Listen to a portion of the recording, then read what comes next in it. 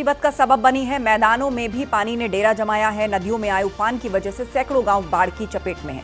UP में कई जिले बाढ़ से प्रभावित हैं।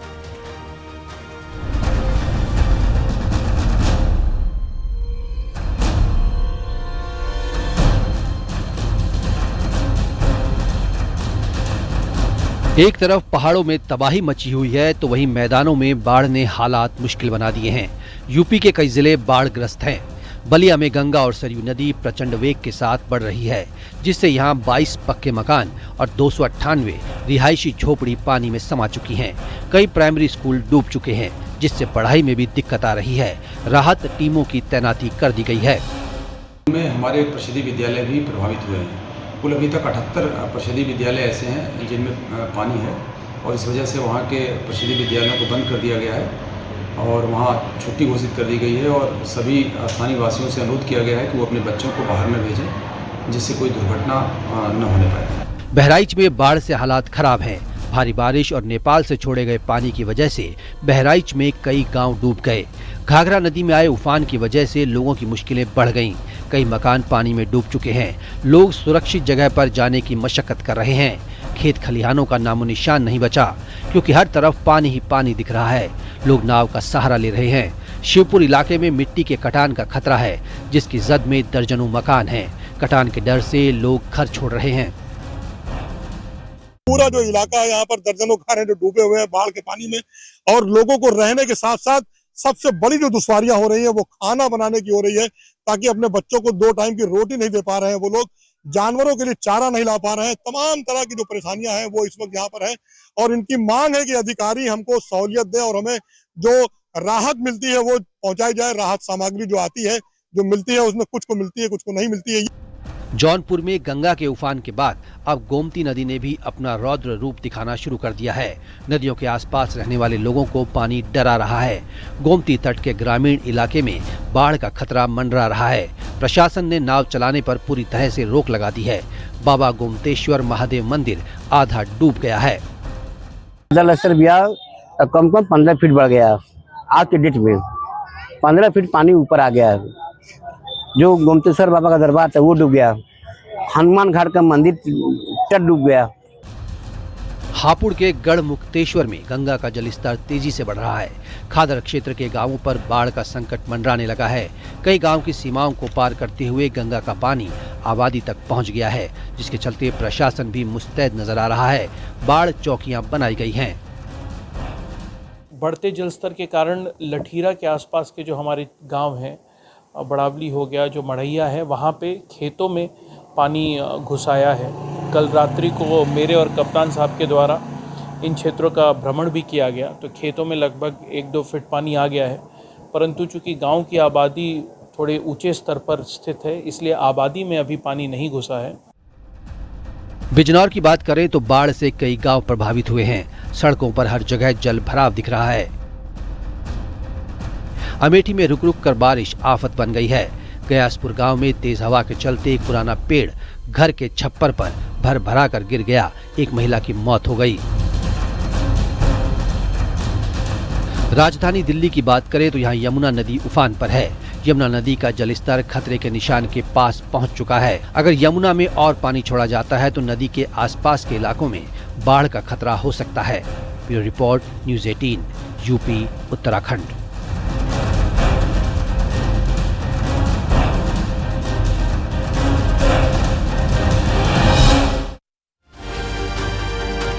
धराली आपदा को 4 दिन हो चुके हैं। लापता जिंदगियों की तलाश में रेस्क्यू ऑपरेशन चलाया जा रहा है। सेना, एनडीआरएफ और एसडीआरएफ की टीम मुस्तैदी से हादसे वाली जगह पर डटी हुई है। हेलीकॉप्टर से लोगों का रेस्क्यू हो रहा है।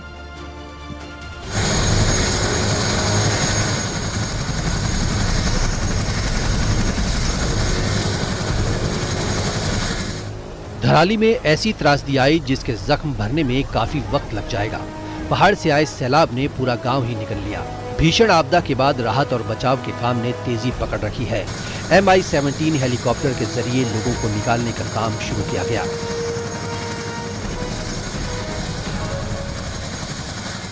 हरसिल और धराली में जो लोग फंसे हुए हैं उनको एक एक करके लाया जा रहा है। आप देख सकते हैं कि हेलीकॉप्टर ने अभी जो मातली जो धराली में फंसे हुए लोग थे उनको हेलीकॉप्टर यहाँ पर लेकर पहुँच रहे हैं और यहाँ से उनको उनके गंतव्य के लिए भेजा जा रहा है। कई लोग जो बीमार हैं उनको फर्स्ट एड यहाँ पर दिया जा रहा है और उसके बाद उनको डिस्ट्रिक्ट हॉस्पिटल या फिर जिसकी जैसी स्थिति है, यदि कोई गंभीर है तो उसको हायर सेंटर भेजा जा रहा है। कल जब रेस्क्यू ऑपरेशन सबमिट हुआ तो पूरे दिन भर 372 लोगों को हरसिल से निकाला जा चुका था, जिनमें कुछ स्थानीय लोग थे, कुछ यात्री थे।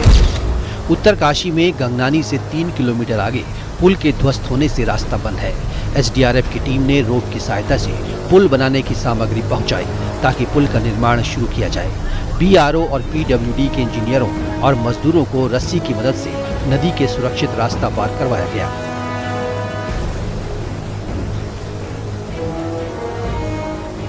उत्तरकाशी में बड़ी संख्या में गुजरात और महाराष्ट्र समेत कई राज्यों के यात्री फंसे हैं, जिन्हें सुरक्षित निकालने का काम किया जा रहा है। कई यात्रियों को मताली हेलीपैड लाया गया। यहाँ से गवर्नमेंट ऑफ उत्तराखंड और गवर्नमेंट ऑफ गुजरात दोनों के सपोर्ट से बहुत ही अच्छा रेस्क्यू चल रहा है। सैल्यूट टू यहाँ की लोकल पुलिस आर्मी, हमारी बहुत केयर लिए हैं। प्रशासन ने हम लोग का बहुत सहकार दिया है, उसकी वजह से ही हम लोग आज यहाँ पे आए हैं। सबने हमको अच्छी तरह से मदद की। ईसावास्यम में हम रुके थे, वहाँ तो बहुत अच्छी सेवाएं मिल रही थी। बहुत अच्छा किया है, सरकार अच्छा दिया है, अच्छी तरह से हमने लाए यहाँ भेजे। हर्षिल में आई तबाही के बाद सेना के K9 यूनिट की मदद ली जा रही है। इसमें खास ट्रेनिंग वाले डॉग्स को लगाया गया है। सेना ने हेलीकॉप्टर के जरिए इन्हें मौके पर भेजा। इस कार्रवाई के दौरान हम नई इक्विपमेंट, नई टेक्नोलॉजी का भी इस्तेमाल कर रहे हैं, जिसमें ग्राउंड पेनिट्रेटिंग रडार का इस्तेमाल किया जा रहा है दबी हुई डेड बॉडीज को निकालने के लिए। और इसी के साथ साथ कुछ नई ग्राउंड पेनिट्रेटिंग रडार जो हीट सिग्नेचर और ह्यूमन सिग्नेचर को डिटेक्ट कर सकता है जमीन के अंदर, उसका भी इस्तेमाल किया जा रहा है। धराली आपदा में कितने लोग लापता हैं, इसका कोई आधिकारिक आंकड़ा सामने नहीं आया है, लेकिन अपने परिजनों की तलाश में कुछ लोग भी पहुंचे हैं। बिहार के चंपारण से विवेक अपने बहनोई की तलाश में उत्तरकाशी के हेलीपैड पर पहुंचे। 3 दिन हम लोग को लगा यहाँ पर पहुँचने में, और उसके बाद हम लोग गए थे वहाँ पर कार्यालय ऑफिस गए थे, तो वहाँ से हम लोग को यहाँ पर भेजा गया। तो कल हम लोग को हेलीपैड के लिए सुविधा मांगे थे। तो जो आपके बहनोई थे, एक तो उनका नाम क्या था और करते क्या थे वो? उनका नाम था रामाधार कुशवाहा और वो काम करते थे राजमिस्त्री का। जो घर और जो बनाते हैं ना, उन्हीं का काम करते थे वो। धराली में काम करते थे। हाँ, जो मेन धराली है, जो वहाँ पर नीचे बहकार आ रहा था ना मलबा, वहीं पर वो काम कर रहे थे। धराली की तबाही ने एक झटके में सब कुछ छीन लिया, लेकिन मलबे के बीच से जिंदगी की तलाश में रेस्क्यू का काम तेजी से चलता जा रहा है। Bureau report, news 18, UP, Uttarakhand.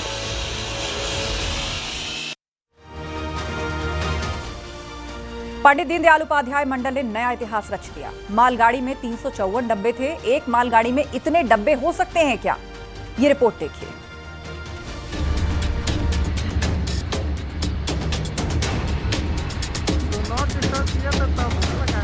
Train आपने बहुत देखी होंगी। माल ढोने के लिए मालगाड़ी को भी रफ्तार पकड़ते देखा होगा, लेकिन क्या ऐसी मालगाड़ी कहीं देखी है जो रेलवे ट्रैक पर दौड़ रही है लेकिन खत्म होने का नाम नहीं ले रही? मालगाड़ी के डिब्बों को वैगन भी कहा जाता है। अमूमन मालगाड़ी में 48 से 60 डिब्बों को रखा जाता है, लेकिन ये 4.5 किलोमीटर लंबी मालगाड़ी है, जिसमें 354 वैगन लगाए गए हैं। जहां पर एक मालगाड़ी के डिब्बे खत्म हो जाते हैं, उसके बाद नया इंजन जोड़कर पीछे की मालगाड़ी को खींचता है। 7 इंजनों को जोड़कर देश की सबसे लंबी मालगाड़ी चलाई गई है। गुरुवार को डीडीयू मंडल के गंज ख्वाजा स्टेशन से पहली बार 6 मालगाड़ियों को जोड़कर बनाई गई रुद्रास नाम की मालगाड़ी को सफलतापूर्वक चलाया गया। इसी के साथ एशिया की सबसे लंबी मालगाड़ी का सफल संचालन करके इतिहास रचा गया। ये ट्रेन डेडिकेटेड फ्रेट कॉरिडोर यानी डीएफसी पर चलाई गई है, जो मालगाड़ियों के लिए विशेष रूप से तैयार किया गया हाई स्पीड ट्रैक है। चंदौली के लोगों के लिए बड़ा पल था। जब ये ट्रेन गुजरी तो हर कोई इसको देखकर हैरान रह गया। गंज ख्वाजा रेलवे स्टेशन से गढ़वा रोड स्टेशन झारखंड तक की 209 किलोमीटर की दूरी 5 घंटे 10 मिनट में तय की गई।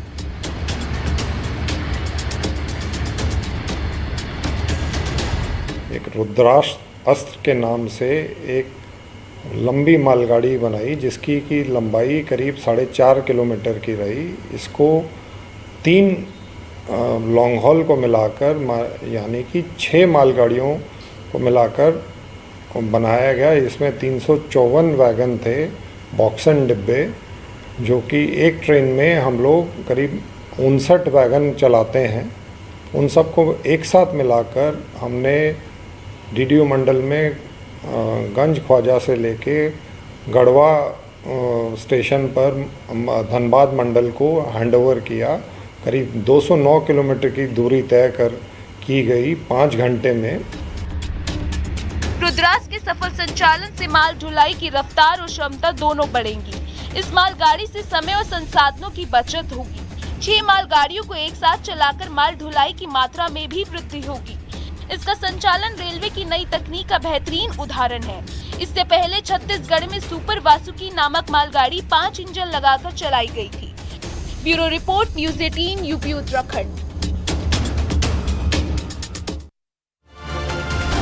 रक्षाबंधन के मौके पर बिजनौर में एक भाई को ऐसा तोहफा मिला जिसका वो पिछले 60 साल से इंतजार कर रहा था। दावा किया जा रहा है कि 60 साल पहले उसकी खोई हुई बहन उसके पास वापस आ गई है।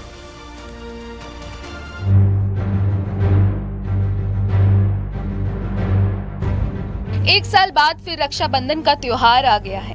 बहनें अपने भाइयों की कलाई पर राखी बांधती हैं, भाई के लिए लंबी उम्र की कामना करती हैं। बदले में भाई भी उन्हें ताउम्र सुरक्षा का वचन देता है। डिजिटल जमाना है जिससे भाई बहन दूर होने पर डिजिटल रक्षाबंधन भी मनाते हैं। लेकिन इस दिन भाई सामने हो तो बहन के लिए इससे बड़ा उपहार कुछ और नहीं हो सकता। बिजनौर से एक ऐसा मामला सामने आया है जहां दावा किया जा रहा है कि 60 साल के बाद बुजुर्ग महिला अपने भाई से मिली है। रक्षाबंधन के लिए वो अपने भाई के घर आई है। बिजनौर में 60 साल पहले मेले में परिवार से बिछड़ी मुन्नी देवी अपने परिवार से मिली। रक्षाबंधन पर वह अपने बुजुर्ग भाई जगदीश को 60 साल के बाद पहली बार राखी बांधेगी। इतने सालों के बाद बहन को सामने पाकर भाई के आंसू भी छलक गए। कहा जा रहा है कि बिजनौर कोतवाली क्षेत्र के कंबोर गांव की रहने वाली मुन्नी देवी 60 साल पहले अपने भतीजे के मुंडन संस्कार में परिवार के साथ गंगा स्नान मेले में गई थी। उस वक्त उनकी उम्र मात्र 9 साल की थी। मुन्नी देवी के मुताबिक मेले के दौरान एक अनजानी महिला ने उनका हाथ पकड़ लिया और किसी दूसरे शख्स को सौंप दिया। उसकी कोई संतान नहीं थी, वो उन्हें फर्रुखाबाद ले गए। बाद में उनकी शादी सरोली गांव में करा दी गई। बूढ़ा ने पकड़ा कि रो मत, हम तुम्हारी मौसी हैं, हम तुमको घर पे ले चलेंगे। तो हम उसके साथ चल दिए। जब चल दिए तो मेरी गाड़ी दिखी हमको, उतरे बस में से भागे।